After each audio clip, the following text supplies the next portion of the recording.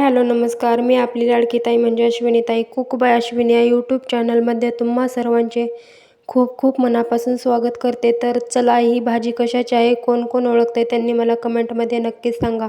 तर ही भाजी खायला एकदमच चविष्ट आणि अप्रतिम अशी चव लागते आणि भाजीची ग्रेव्ही आणि तरी तर पाहताच तोंडालाच पाणी सुटते. तर चला मग आपण रेसिपीला सुरू करूया.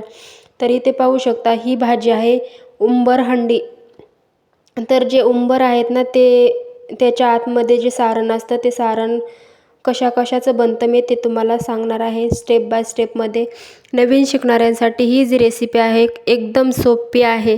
स्टेप बाय स्टेपमध्ये फॉलो करा म्हणजे आणि नवीन असाल तर माझ्या चॅनलवर नवीन असाल तर सबस्क्राईब करायला विसरू नका, म्हणजेच माझे नोटिफिकेशन सर्वात अगोदर तुमच्यापर्यंत पोहोचेल. आणि इथे पाहू शकता मी शेंगदाणे भाजलेले आहेत. शेंगदाणे भाजल्यानंतर तीळ देखील भाजलेले आहेत आणि लगेच याच्यामध्ये शेंगदाणे, तीळ, कोथिंबीर, काळा मसाला, जिरे, धने, लहसुन आणि थोडीसा कढीपत्ता देखील टाकलेला आहे आणि लगेच ते मिक्सरला बारीक करणार आहे. आणि लगेच जे आपण उंबर बनवणार आहोत त्याच्यासाठी मी इथे 1 वाटी चणा डाळीचं पीठ म्हणजेच बेसन पीठ घेतलेलं आहे. त्याच्यामध्ये थोडंसं मीठ आणि हळद टाकलेले आहे आणि लगेच असं थोडं थोडं पाणी करून मी असं मस्त असा घट्ट गोळा करून घेणार आहे. ते तुम्हाला व्हिडिओमध्ये दिसतच असेल. थोडंच पाणी टाकायचं आहे आणि आपला जो गोळा आहे तो घट्टसर बनवायचा आहे, एकदम पातळ नाही बनवायचा. पातळ जर बनवला तर आपले उंबर असे भाजीमध्ये टाकताना फुटून जातील किंवा फुटतील भाजी उकळताना. त्याच्यामुळे थोडंसं घट्टच करायचं आहे. ते मी पूर्ण व्हिडिओ स्किप न करता बनवलेला आहे, त्याच्यामुळे तुम्ही देखील व्हिडिओ स्किप न करता पाहायला विसरू नका. आणि इथे पाहू शकता थोडं पाणी घालून असा मस्त असा गोळा तयार होतच आलेला आहे.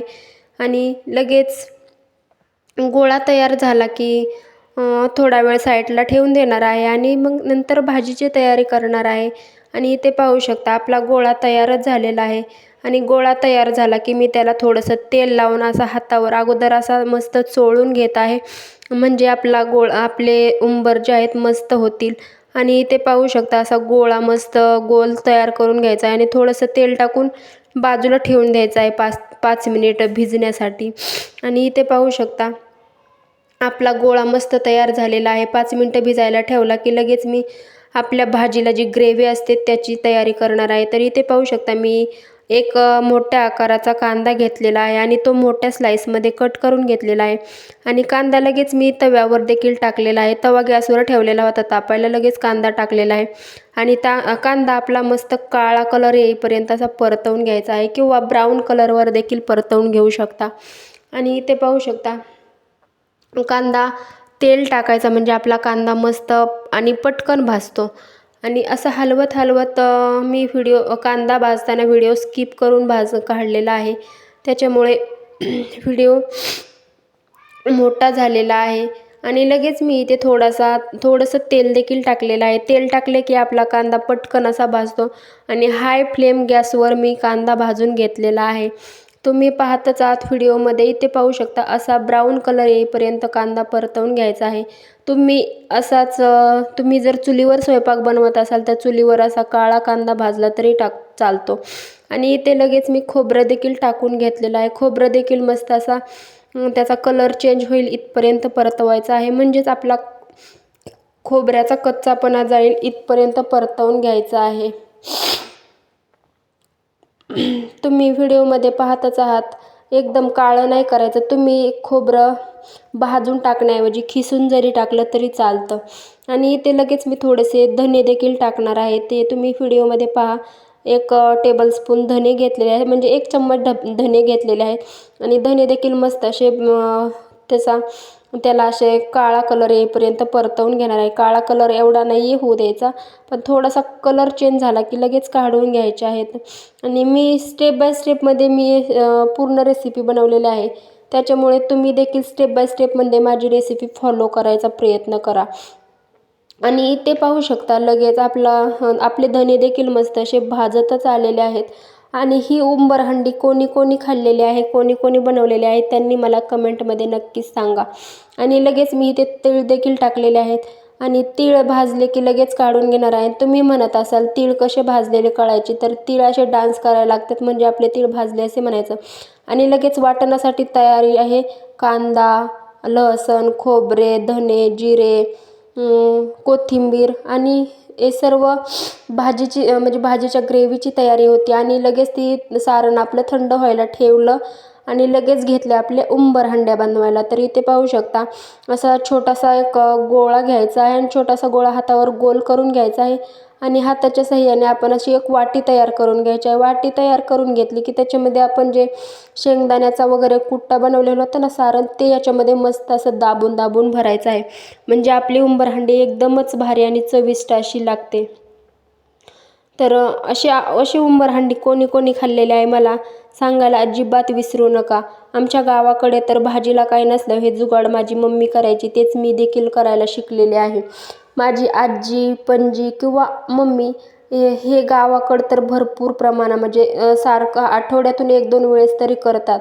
तोच मी प्रयत्न केलेला आहे तुमच्यासोबत रेसिपी शेअर करायचा. आणि ही मला एवढी परफेक्ट जमली का नाही ते देखील मला कमेंटमध्ये नक्कीच सांगा. तर ही उंबर हंडी ना खायला तर एकच नंबर लागते बाबा, मला तर खूपच आवडते. उंबर हंडी ही महाराष्ट्राच्या ग्रामीण भागात खास करून पावसाळा किंवा हिवाळ्याच्या सुरुवातीला केली जाणारी एक पारंपरिक, पौष्टिक आणि औषधी मानली जाणारी भाजी आहे. उंबर म्हणजेच उंबराचे कच्चे फळ, जे चवीला किंचित कडू, तुरट असलेले तरी योग्य पद्धतीने शिजवल्यास अतिशय रुचकर आणि पचायला हलके बनते. जुन्या काळापासून उंबराचा उपयोग आयुर्वेदिक, पचनशक्ती वाढवण्यासाठी, रक्त शुद्धीकरणासाठी आणि शरीराला उष्णता देण्यासाठी देखील ही उंबर हंडी म्हणजे एकच नंबर आहे. तर ही आणि इथे पाहू शकता मी असे सर्व आता थोडे मोठाले बनवून घ्यायला लागले, कारण छोटे छोटे मला आवडत नाहीत म्हणून मी सर्व मोठे 2च छोटे बनवले आणि बाकीचे सर्व मोठाले बनवलेले आहेत. ते तुम्हाला मी दाखवतच आहे. आणि ही हंडी जी आहे, हंडी बनवण्याची पद्धत म्हणजे मंद आचेवर मसाल्यांचा समतोल राखून शिजवून घेतलेली किंवा शिजवली जाणारी उंबर हंडी ही केवळ एक पदार्थ नसून ती आपल्या आजींच्या स्वयंपाकघरातील शहाणपणाची एक आठवण करून देणारी रेसिपी आहे. तर इथे पाहू शकता असे मोठे मोठे मी सर्वच बनवून दाखवणार आहे. तर आम्ही 4च माणसं होतो तरी मी इथे 7 बनवलेले आहेत. पाहू शकता 2 छोटे आणि 5 मोठे.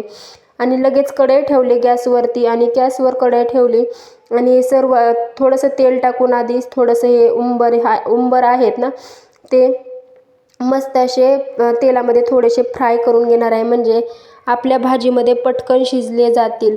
आणि थोडंसं तेल टाकून घेतलेलं आहे. तर तुम्ही पाहू शकता, तुम्ही जर डायरेक्ट असेच भाजीमध्ये जरी टाकले तरी चालतात, नाही परतले तरी चालतात, पण मला भाजी फास्ट बनवायची होती त्याच्यामुळे. आणि त्याच दिवशी आमच्या घरी पाहुणे देखील भरपूर आलेले होते आणि पाहुण्यांसाठी काय आगळं वेगळं करायचं म्हणून मी ही रेसिपी पाहुण्यांसाठी देखील भाजी बनवली आणि म्हटलं माझ्या यूट्यूब फॅमिलीसाठी देखील मी ही रेसिपी शेअर करणार आहे. तर इथे पाहू शकता लगेच मी आता भाजीची तयारी म्हणजे भाजीला लगेच चालू करते. आणि लगेच त्याच तेलामध्ये ते उंबर काढून घेतले आणि त्याच तेलामध्ये एक तेजपत्ता आणि तमालपत्र टाकलेलं आहे.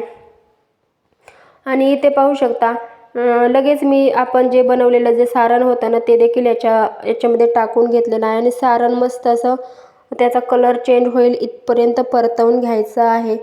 तर ही उंबर हंडी आणि ही जी उंबर हंडीची पद्धत आहे ना ती माझी मम्मी तर एवढीच खूप म्हणजे एकच नंबर भाजी बनवायची. मला पण तशी सेम टू सेम परफेक्ट जमलेली आहे, पण थोडीशी चव मात्र माझ्याकडून माझ्या मम्मीच्या हातची चव नाही आलेली मला. तर ही गावाकडे आजही उंबर तोडून स्वच्छ करून मीठ पाण्यात उकळून त्यातील कडूपणा केला जातो. किंवा हे जे उंबर आहेत ना, हे उंबर मी आपल्या बेसन पिठाचे बनवलेले आहेत, म्हणजेच चणा डाळीचे बनवलेले आहेत. आणि जे उंबर जे असतात ना ते एक झाड आहेत, त्याला देखील असे म्हणजे वेगळे उंबर येतात. आणि लगेच ते कांदा, लसूण, कोथिंबीर, खोबरे, पारंपरिक मसाल्यांसोबत हंडी शिजवली जाते. आणि इथे लगेच पाहू शकता आपल्या मसाल्यांचा कलर चेंज झालेला आहे. त्याच्यामध्ये मी हळद, लाल तिखट, म्हणजे काश्मीरी पावडर आणि आपला घरगुती काळा मसाला एवढेच मसाले टाकलेले आहेत पाहू शकता. आणि मस्त असे उकळी येऊन देणार आहे. आणि ह्याच्यामध्ये लगेच मी 6 ते 7 माणसांची एवढी भाजी बनवलेली आहे. तुम्ही तुमच्या क्वांटिटीनुसार भाजी बनवू शकता. आणि त्या दिवशी माझ्याकडे, मी तर तुम्हाला सांगितलंच आहे अगोदर, माझ्याकडे भरपूर पाहुणे आलेले होते. आणि पाहू शकता 5 मिनिटानंतर आपला मसाला असा मस्त झालेला आहे. आणि जे भांड्याच्या म्हणजे आपल्या मिक्सरच्या भांड्याला जे म्हणजे सारण राहिलं होतं तेच मी पाणी टाकून लगेच याच्यामध्ये टाकून घेतलेलं आहे पाहू शकता. आणि लगेच मस्त असं हलवून घेत आहे. आणि हलवून घेतलं की आपण जे फ्राय केलेले जे उंबर होते ना ते देखील याच्यामध्ये असेच टाकून घेतलेले आहेत. आणि तुम्ही बोलत असाल असे पापडीसारखं हे काय दिसायलंय, तर माझ्या बहिणीला ते असे उंबर आवडत नाहीत, म्हणून तेच थोडंसं पीठ ठेवून असं त्याची म्हणजे ह्याला आमच्याकडे अशा पाटवड्या म्हणतात तेच बनवलेलं आहे. तर इथे पाहू शकता सर्व मसाले ह्या उंबराला लागतील इथपर्यंत परतवून घ्यायचं आहे. आणि कोण कोण काय बोलतं भाजीला पाणी गरमच टाका, गारच टाका, असं काही नसतंय. आपल्या करण्याची पद्धत आणि आपल्या मसाले परतण्याची पद्धत जर योग्य असेल तर भाजीला कसलंही पाणी टाकलं तरी काहीच हरकत नाही आहे. मी तर सांगू शकते कसलंही पाणी टाकलं तरी हरकत नाही. मी तर थंडच पाणी टाकते. आणि इथे पाहू शकता आपले सर्व मसाले या उंबराला म्हणजे उंबराला लागून म्हणजे लागलेले आहेत. आणि लगेच मी इथे पाणी देखील टाकून घेतलेलं आहे पाहू शकता. मी थंडच पाणी टाकलेलं आहे. तुम्हाला जर आवडलं तर तुम्ही थंड टाका. आणि तुमच्याकडे जर गरम पाणी असेल तर तुम्ही गरम देखील करून टाकू शकता. आणि ही जी भाजी आहे ना, तुम्ही भाकरी, ज्वारीची भाकरी, बाजरीची भाकरी किंवा भातासोबत देखील अप्रतिम अशी ही भाजी लागते. आणि म्हणजे उपवासानंतर किंवा हलका स्वस्तिक आहार हवा असेल तेव्हा उंबरहंडी हा उत्तम पर्याय मानला जातो. किंवा आपल्या घरात काही भाजीला नसेल तेव्हा देखील म्हणजे ही उंबरहंडी नक्कीच बनवली जाते. आजच्या फास्ट फूडच्या युगात अशा पारंपरिक भाज्या आपल्याला आपल्या मुळाशी जोडून ठेवतात आणि आरोग्याची आठवण करून देतात की नाही मला कमेंटमध्ये नक्कीच सांगा. आणि याच्यामध्ये लगेच मी चवीनुसार मीठ टाकलेलं आहे. तुम्ही तुमच्या चवीप्रमाणे मीठ टाकू शकता. आणि इथे पाहू शकता आपल्या भाजीला कसा जबरदस्त असा टेक्स्चर आणि तरी तर पाहू शकता आपल्या भाजीला तरी किती मस्त आलेली आहे. आणि लगेच मी इथे वरून पूर्ण आपली सजावटीसाठी कोथिंबीर देखील टाकून घेतलेले आहे. आणि लगेच मग झाली ना आपली भाजी खाण्यासाठी रेडी. ही भाजी मला म्हणजे पूर्ण भाजी शिजेपर्यंत मला कमीत कमी अर्धा तास एवढा वेळ गेलेला आहे. म्हणून मी रेसिपी स्किप करून काढलेली आहे. ती तुमच्यासोबत म्हणजे होता होईल एवढ्या कमी वेळात तयार होणारी रेसिपी सोबत शेअर केलेली आहे. म्हणजेच एकंदरीत उंबरहंडी ही केवळ पोट भरण्यासाठी नाही तर शारीरिक आणि मन दोन्ही तृप्त करणारी संस्कृतीची चव जपणारी खास महाराष्ट्रीयन रेसिपी आहे. हो की नाही मला कमेंटमध्ये नक्कीच सांगा. आणि पाहू शकता आपली भाजी खाण्यासाठी तयार झालेली आहे. आणि आपल्या भाजीला ग्रेव्ही कशी आलेली. बाय बाय, भेटूया पुन्हा.